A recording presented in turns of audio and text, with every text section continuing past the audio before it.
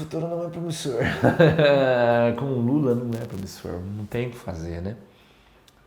A esquerda vai quebrar o Brasil, brincadeira. Uau, por que não? O sistema bancário, se você for entrar profundamente, o sistema bancário brasileiro é muito ruim. O sistema bancário brasileiro é um dos sistemas mais assim, dilapidativos que existe. Por quê? Porque ele está na mão de poucos. Então, quando você tem um sistema bancário que está na mão de poucas empresas e pouquíssimas, fazendo uma comparação com qualquer país civilizado do mundo, só isso já é complicador. Então, ponto. Isso já é uma complicação, baseado no teu contexto. Segunda coisa que eu estava falando antes, você tem dois tipos de captadores de empréstimos. O que não precisa, ou seja, ele capta para investir, como eu estava falando antes para vocês. A Beta está no processo de expansão. Nós queremos montar um escritório em São Paulo, em Curitiba, em Campinas. Vale a pena eu captar 2, 3 milhões de reais hoje no banco? Não vou pagar 18, 20, 22% de juros aí para fazer o investimento. Por mais que eu tenha uma lucratividade alta, eu não vou pagar 20% de juros ao ano para fazer uma expansão. Não faz sentido. Então, o banco ele quer emprestar, só que não faz sentido, por isso que a captação ela diminui. Quando o cliente precisa, e existe um outro contexto para o cara também que não precisa, como o nosso caso, será que é hora de expandir? Estando o Brasil como está?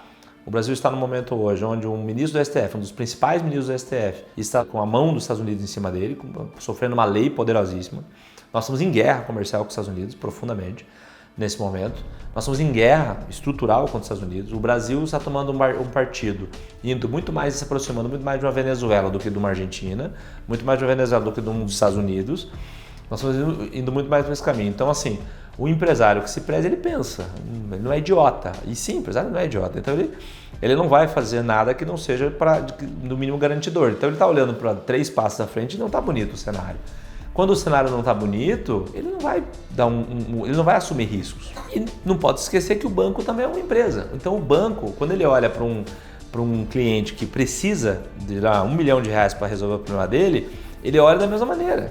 Então ele também não quer correr riscos. O que ele faz? Ele diminui o acesso ao dinheiro. O nosso governo está quebrado, é só você olhar, nós estamos aumentando o imposto, por exemplo, o IOF. Foi aumentado por quê? Na marra, através da STF, porque nós não estamos fechando o fiscal. Então a nossa estrutura orçamentária brasileira, em termos de orçamento público, ela tem os pagamentos que são fixos, vamos dizer assim. Esses pagamentos fixos, nós não temos como sair deles. E aí nós arrolamos juros, dívidas e mais assistencialismo. Ponto, não vai fechar a conta nunca. Quando não fecha a conta, eu tenho que aumentar imposto. Aumentando imposto, eu tenho que aumentar a minha taxa de juros para mim segurar a minha inflação, que é uma coisa central, faz parte lá das regras do FMI e as bases da nossa moeda. Ou seja, o governo é fiscalmente não responsável, gasta aleatoriamente, não dá sinais que vai melhorar. Estamos sob risco.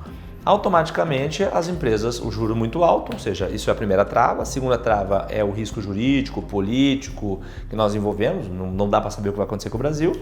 E os bancos olham para quem precisa e travam o crédito. Fora que algumas linhas de crédito, por exemplo, para o agronegócio, como vinha ao longo dos anos sendo desenvolvido pelo governo, essas linhas diminuíram.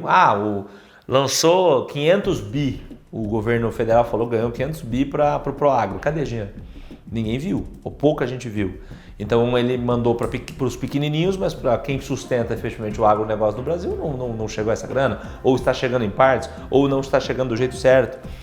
Resumo da história. Então quando você olha para toda essa compilação, para todo esse processo, falta dinheiro, falta grana no mercado, né? Ou seja, de maneira bem prática. Quando você faz a fórmula mágica, né? A fórmula de consumo das famílias, investimento público, investimento privado, poupança, exportação menos importação, o Brasil, quando olha para investimento público, o Brasil está quebrado, investimento privado está travado, as pessoas estão com dinheiro na poupança e o consumo está diminuindo, ou seja, o consumo diminuindo, dando nessa trajetória, nós estamos num processo recessivo. Então, nesse processo recessivo, as empresas precisam ter o quê? Elas precisam olhar para dentro do negócio. Elas precisam, ou seja, com crédito diminuindo, você precisa depender o mínimo de crédito. O melhor crédito que existe, o melhor empréstimo que existe é o empréstimo vindo do seu cliente. Ou seja, o teu cliente é o melhor financiador do seu negócio. Ele precisa pagar o seu negócio. Então, Se você trouxer mais vendas com melhor margem, com o menor custo de operações, você consegue passar para essa tempestade. Então, o momento atual, o que eu falo para todos o crédito está escasso, o que você conseguir compilar. Claro que se a situação do seu negócio for uma situação de, olha, Lincoln, não tem o que fazer, o meu fluxo de caixa não fecha, beleza, você vai ter que compor crédito. Não importa o juro. Não importa o juro, é melhor que você alongue muitas vezes o seu fluxo de pagamento e aumente os juros necessariamente e venda melhor, com menor margem necessariamente, do que você não conseguir ou não saldar os seus pagamentos. É melhor. Eu sou contra as RJs, por exemplo, né? Eu tenho uma opinião muito clara das RJs. Quando você vai para uma RJ, você tem que estar muito consciente do que você vai fazer pela imagem do seu negócio, necessariamente. Tem que estar muito bem posicionado também para você fazer isso. Mas é um remédio. Remédio amargo? É. Remédio duro? É. É um tratamento de câncer. Então, quando você olha para toda essa compilação, a melhor forma é financiar com o seu cliente, vendendo mais, com melhor margem, diminuindo os seus custos e olhando para o seu ciclo operacional de caixa, ou seja, olhando para o teu caixa, o teu fluxo de caixa, entendendo onde você pode colocar, né, ou seja, empréstimos ali para se passar por esse processo. Tem luz no fim do túnel? Olha, ano que vem, 2026, nós vamos ter um ano melhor que 2025. Por quê? Porque no ano de eleição, nós nos obrigamos, fazendo uma base histórica de uma empresa que eu presto consultoria, nós analisamos e muito se falava que durante os anos de eleição se vende menos. Não é verdadeiro. Nos anos de eleição se vende melhor até ou igual aos outros anos. Então, ano que vem, nós vamos ter mais dinheiro no mercado. Isso vai dar um respiro para algumas empresas. Então, você tem que passar por essa primeira tempestade, como eu falei anteriormente. E o que preocupa não é 26, o que preocupa é 27. Por quê? Porque a partir da eleição de 26, talvez 27 seja um dos anos piores que a gente enfrente nos últimos 20 anos. Para mim não existe uma relação boa com a esquerda no poder. Eu não consigo ver. É assim, eu sou bem parcial, eu tento ser o máximo imparcial possível quando eu falo de economia. Porque eu ganhei dinheiro na esquerda, na direita, no centro, isso não, mas eu não vejo nesse ponto, porque olhando uma perspectiva mais clara, eu não vejo nesse governo competência, então, de entendimento do mercado, compreensão do mercado. Eu vejo um aprofundamento das bases ideológicas. Então, o que não aconteceu em 2002, que não aconteceu até 2010, 12 ali, não aconteceu. Então, nós passamos um primeiro período do governo de esquerda, que foi muito mais mercadológica, e nós estamos vendo dessa vez um olhar muito mais ideológico. Então, eu não consigo ver perspectiva de melhora. Nós não estamos melhorando.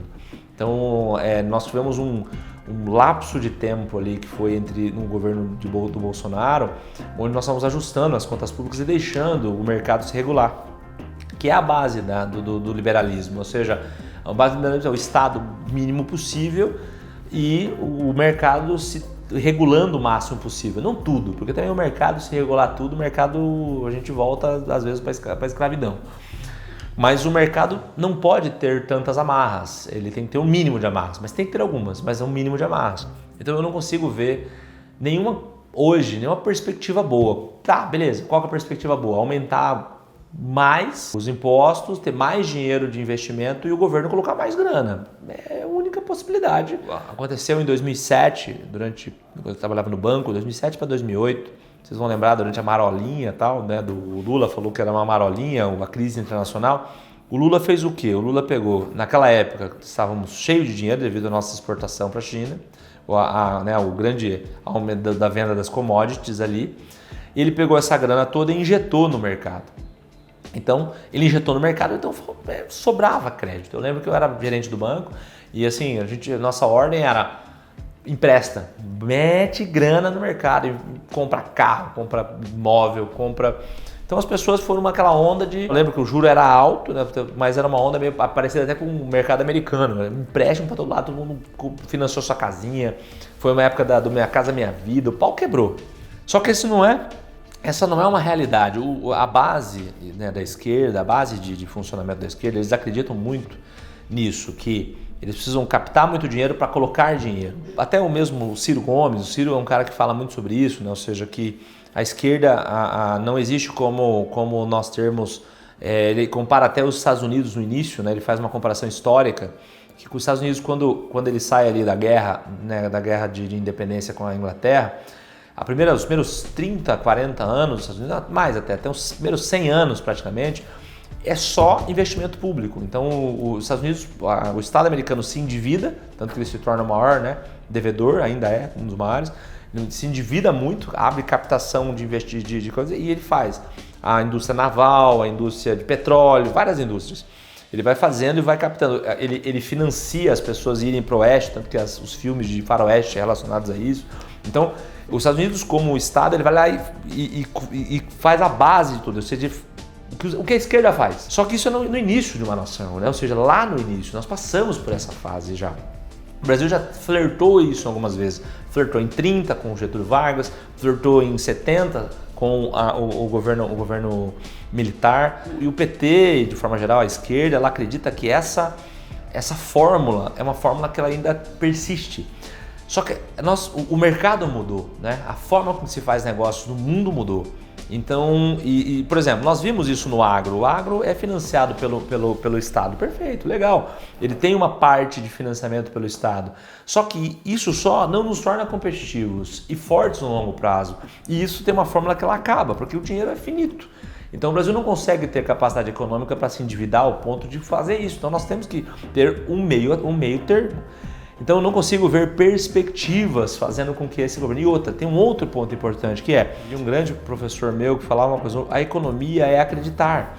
Então a moeda não vale nada, um dinheiro não vale nada. 5 dólares, 10 dólares, 5 reais, 100 reais, 200 reais, inclusive peguei uma nota recentemente de 200 reais, nunca tinha visto. 200 reais não vale nada, porque aquilo é só um papel. Então é o crédito que acredita, da acreditação da moeda que vale. E a nossa economia hoje ela não tem crédito. No mundo, nós somos uma das moedas que mais desvalorizaram.